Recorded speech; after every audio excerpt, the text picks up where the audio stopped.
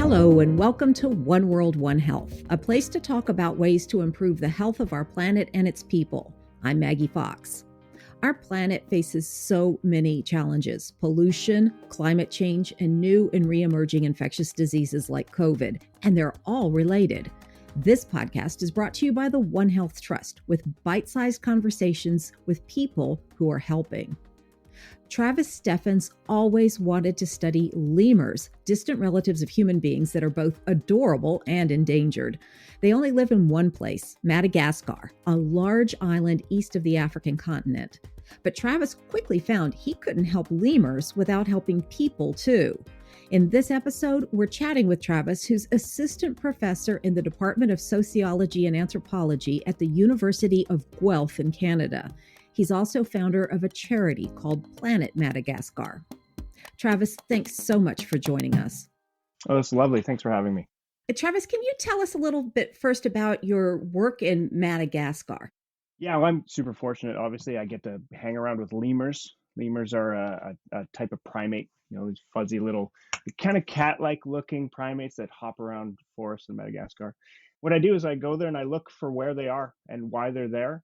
And I do that in the context of trying to understand their relationship or interactions with people and how people impact their environment and the interconnections between those two things. Because both humans and lemurs share forests. And so I'm trying to understand how that mostly impacts lemurs, but is part of a more of a connected system. So how could lemurs affect human health? What do they have to do with human health? Lemurs are a primate just like us. And so in that sense, we can share a lot of pathogens and potential parasites and things like that with each other. Fortunately, lemurs are a distant relative. So our last common ancestor would have probably been 40, 50 million years ago. So in that sense, we can understand some of the progression of disease and the evolution of disease that impacts all primates by looking at things like lemurs. But they've been found to share things with humans. We've found humans actually giving primates, or lemurs in this case, pathogens. There's been examples of cryptosporidium found in lemurs. And tell me a little bit about cryptosporidium. What's that? Cryptosporidium is an oocyte that is, I think, the most common zoonotic disease in the planet. I can't remember the exact numbers, but something like 80% of people at some point will have cryptosporidium. We have it in Canada, the US, all across the world. And it's a parasite. When you say oocyte, it's a parasite in the form of an egg. Yeah, exactly. And you ingest it. So usually somehow you've ingested some contaminated food or water. In the case with most human cryptosporidium, it's often passed from cattle to humans or from human to human. But there's all sorts of different types of cryptosporidium. And some of the human ones seem to be, and potentially the cattle ones seem to be going into lemurs, at least in captivity. And so they don't do great on it. Their humans are relatively tolerant. It can be a problem for people who are young or have poor immunity. And it doesn't seem to help lemurs much. So studying lemurs can help you understand the spread of cryptosporidium. And what does that tell us in general about how people are interacting with their environment? Yeah, so if we can figure out which cryptosporidium types are moving around, we can, and which species it's moving into and through, we can start understanding more holistically sort of the connections between humans and their environment and these pathogens. So if we're seeing, for example, in lemurs that they're getting the pig type of cryptosporidium or the cow type of cryptosporidium, well, then we can see that maybe it's not being driven through by humans, it's being driven by their domestic animals. But now it's going into a wildlife reservoir that then, like I said earlier, could come back to humans. And so understanding these pathways give us a real clue into sort of the evolution of these ecological pathways and how they would have erupted in the first place, and how we are probably impacting ourselves in a sort of double sense. We're influencing the environment, which gives us an opportunity to receive new pathogens by engaging with the environment in ways we hadn't before. But by also putting some in, we're creating a new opportunity to get some back from ourselves in response. And where you're working, it's very remote, far from cities or towns. Yeah, and it seems like a far away thing happening in a place in the opposite side of the world, and in many ways it is. You have to fly quite far. It takes almost a day or so to get there. You have to drive up about 11 hours to get to this site, and it's far from a highway. You're sitting in a valley. surrounded by deciduous dry forests. So these are forests that shed their leaves during their dry season, sort of like a winter. And the communities that live there are belong to the ethnic group the Sakalava. The word Sakalava means long cats. So they're very tall people, and so that they're self-describing themselves in their name, and they live intimately with their environment.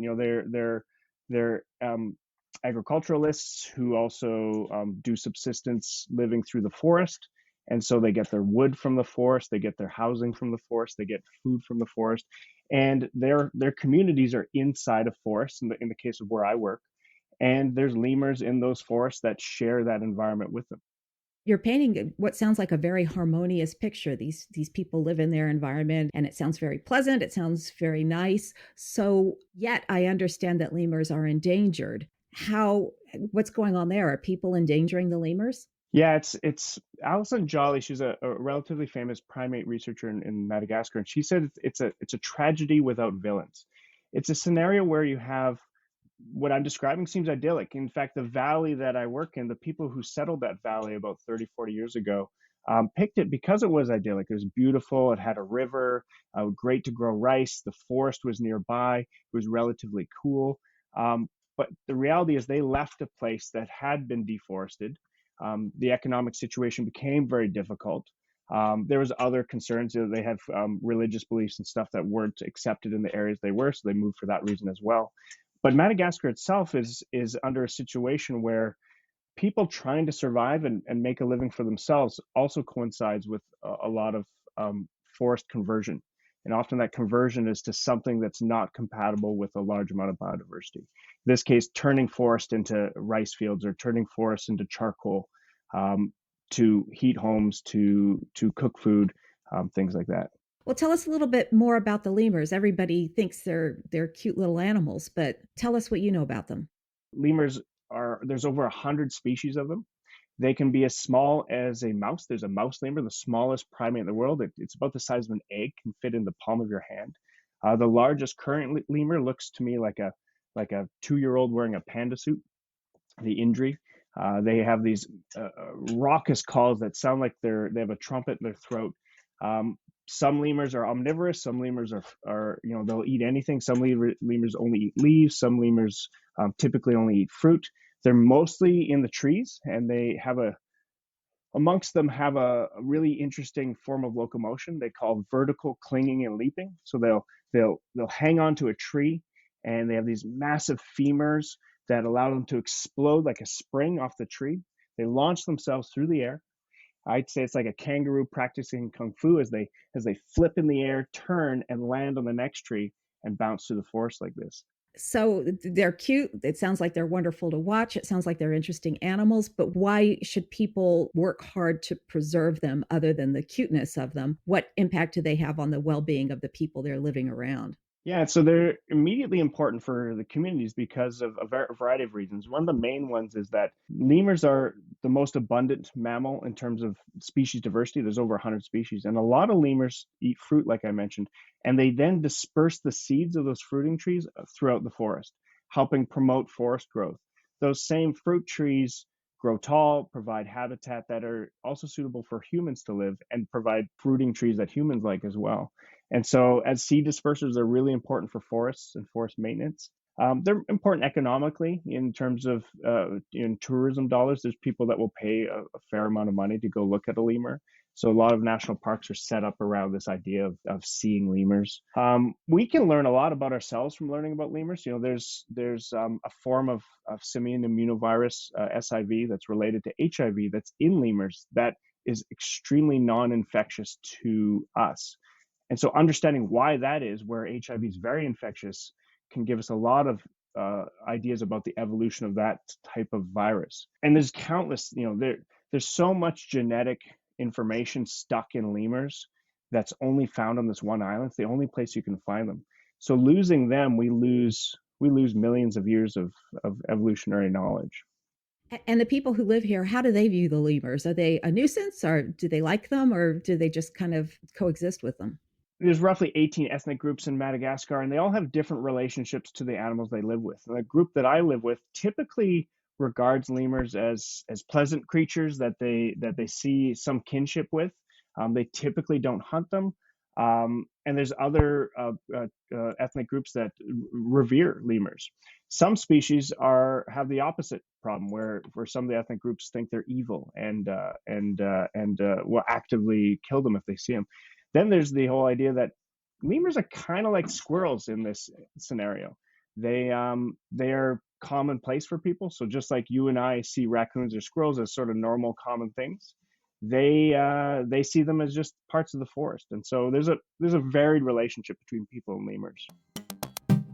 So you're an anthropologist. How does studying people and how they fit in with animals and the environment, how does that end up helping people in the long run? Yeah, being a biological anthropologist and with most of my core research focused on lemurs and how lemurs are impacted by people, that can tell us a lot of stuff. You could say, okay, lemurs are gonna respond this way to human activity, etc. But the reality is humans are doing that activity. So we have to understand why humans are doing it, what their perceptions are about the animals in the forest around them. And then by doing that, we can learn from them local solutions to addressing conservation, but also finding ways and levers for behavioral change to help protect lemurs. And so by investigating the people part, conservation is a people problem. People cause it. So we have to understand why. And so understanding that will help us find solutions that are relevant to the communities that we work with. I can come up with a solution from the lemur side, but it may have no cultural palatability. And so we have to study people to understand what are they willing to do? What solutions do they think would make most sense in the context of the information we also have? And how do we connect those things together? And that's where a holistic approach is sort of necessary for a problem as large as lemur conservation in Madagascar. It sounds to me like you set out to help lemurs, but found out you can't help lemurs without helping people. Yeah, and I went to Madagascar. I was laser beam focused on lemurs. You know, as one is in their PhD, they're trying to figure out how to answer the question of their PhD. I was a scientist, and I basically had blinders on. I was myopic to anything else. Just wanted to focus on this one thing. I obviously knew the problems happening in Madagascar. I had been living there previously, but I just focused singularly on this question. And then I realized that I can't solve this problem or address these issues without including these communities that are living in connection to these lemurs. So I had to figure out a way to combine the two. Otherwise, it just wasn't tenable. You know, I have a privileged position as a professor at a university. You know, my lifestyle is privileged. And yet I couldn't have done all the work I've done to get here without help from the people in these communities. Tell us a little bit about your charity. What's it called? Yeah, it's called Planet Madagascar. The idea of calling it Planet Madagascar was the Madagascar is like a world in an island. It's like traveling to a whole new planet. I think 80% of what you find on that island is only found there. And the idea is that if we can find a solution or strategies to solve the complex problems related to the issues we see in Madagascar there on an island that's the fourth largest island in the world, almost a continent. It used to be its own continent, in fact, millions of years ago. If we can find solutions there, then we can find solutions for larger areas and we can start applying the strategies we do in Madagascar and other places. That was the impetus behind the name.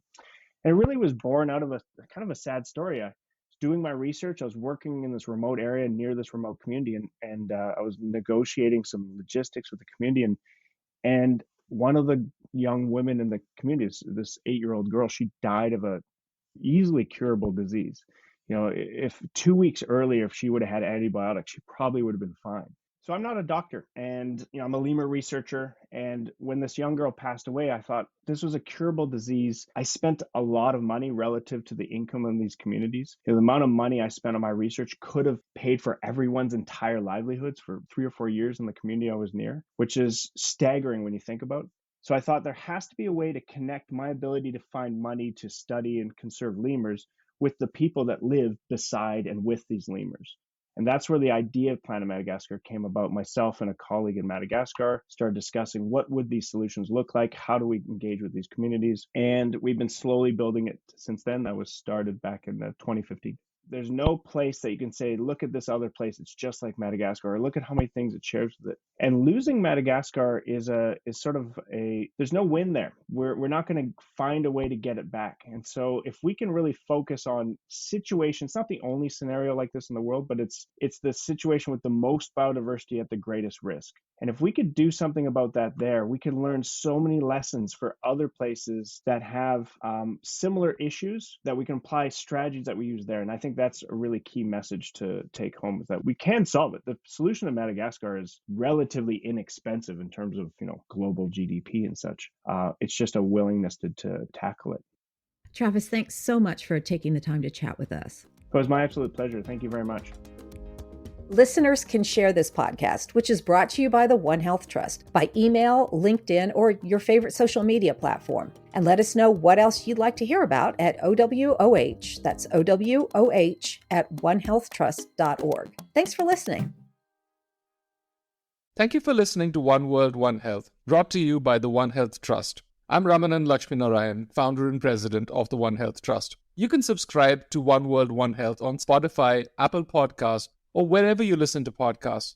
Follow us on social media at One Health Trust, one word, for updates on One World, One Health and the latest in research on One Health issues like drug resistance, disease spillovers, and the social determinants of health. Finally, please do consider donating to the One Health Trust to support this podcast and other initiatives and research that help us promote health and well-being worldwide. Until next time.